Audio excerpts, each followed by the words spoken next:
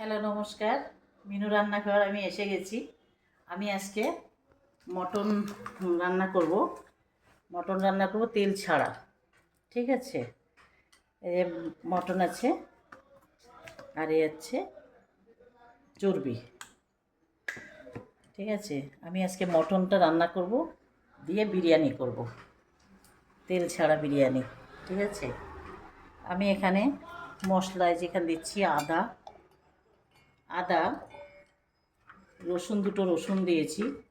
এই রসুন,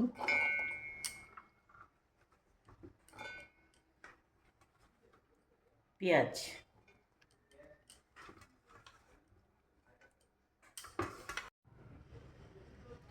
টমেটো, একটা গোটা টমেটো দিলাম,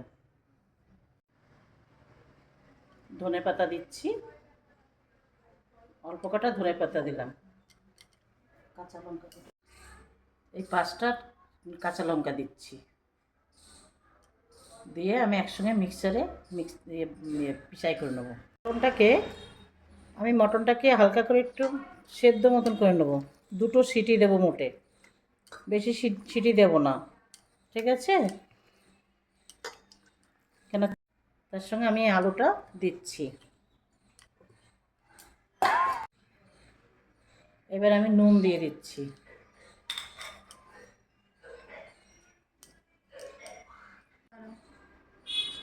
একটু হালকা করে হলুদ দিয়ে দিলাম,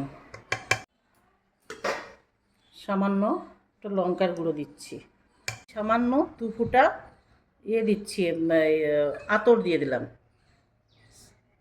ঠিক আছে, কেন আমি মাংসের মধ্যে বেশি দিলাম না, যখন রাইসটা কমপ্লিট করব তখন এই সময়টা একটু আতর আবার দেবো।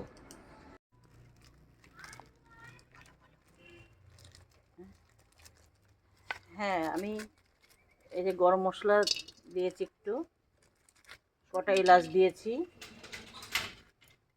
এলাচ দিলাম, কটা লবঙ্গ দিচ্ছি, নিলাম।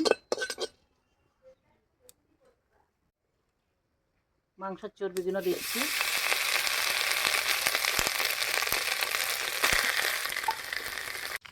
বাড়ির গাছের তেজপাতা,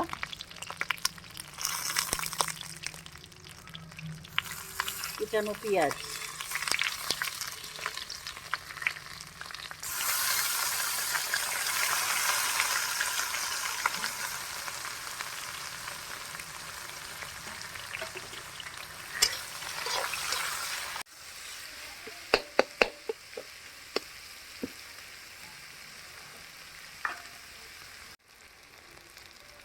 নুন দিচ্ছি স্বাদ মতন, কেন মাংসে নুন দিয়ে রেখেছিলাম। এবার আমি মশলাটা দিচ্ছি,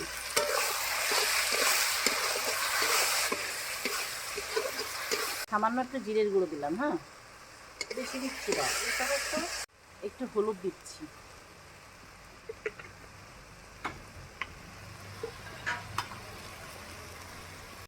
আমার এই যে মাংস এটা কষানো হয়েছে মশলাটা। ঠিক আছে, আমি কিন্তু কোনো তেল দিইনি মাংসতে, আমি তেল ছাড়া একটু রান্না করছি। 1 চামচ মিট মশলা দিলাম, 1 চামচ জিরের গুঁড়ো দিচ্ছি, লঙ্কার গুঁড়ো অল্প করে দিয়েছি। এবার ঝাল যে যেরকম খাবেন সেই সেরকম। আমি এটা দিয়ে, আমি তো আজকে তেল ছাড়া করলাম, আপনারা এইভাবে রান্না করে খেয়ে দেখবেন, খুব সুন্দর লাগবে। ঠিক আছে, আমি কিন্তু আজকে মাংস কিন্তু তেল ছাড়া আজকে রান্না করলাম, আপনারা ঠিক এইভাবে রান্না করে খাবেন। মটন তেল ছাড়া।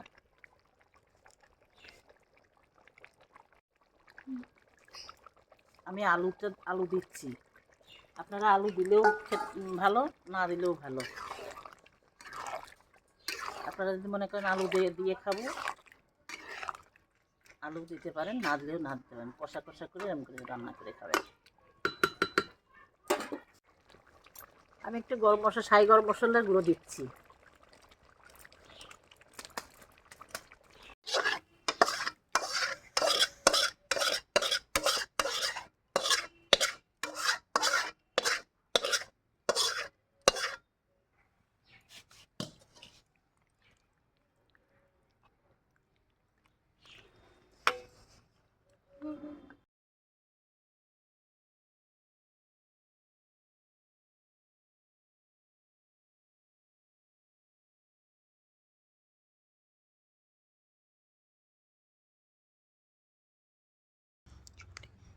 তেল ছাড়া মটন কষা করেছি।